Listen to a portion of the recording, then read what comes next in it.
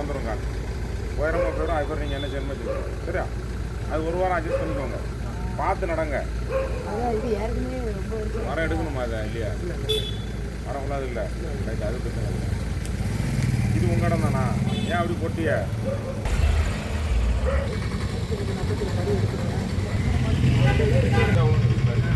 வெளியே வந்துருக்கு. எவ்வளோ கணக்கு வாங்க.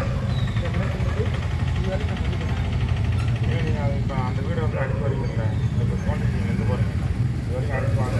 அடிச்சு இந்த ஊருக்கு தான் வரணும். ரைட்டா? அது வரைக்கும் குவான்டிட்டி மண்ணை போட்டு தான் வளர்ச்சி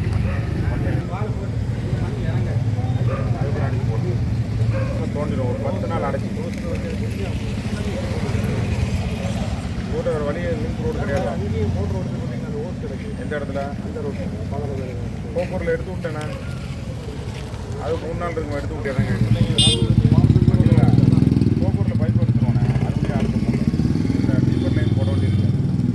ரோடு போட்டு கேட்காங்க இல்லையா?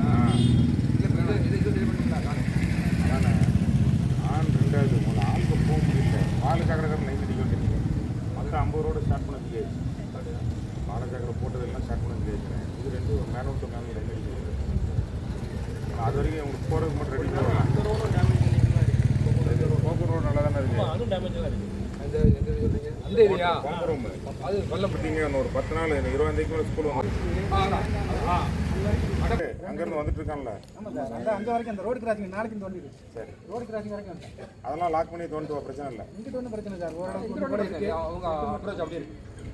இதுக்கு வந்து சீக்கிரம் போடுறோம். அப்படி அந்தந்த தெரு இருக்குல்ல, கண்ணூரில் மழை பெஞ்சாலே இவன் அடிச்சிருவான். கொஞ்சம் ஃப்ரீயாக இருக்கலாம். டவுனுக்குள்ளே 2 மணி நேரத்தில் போகுது. அப்படி இந்த பண்ண தான் அது கொஞ்சம் தான் நல்ல பண்ண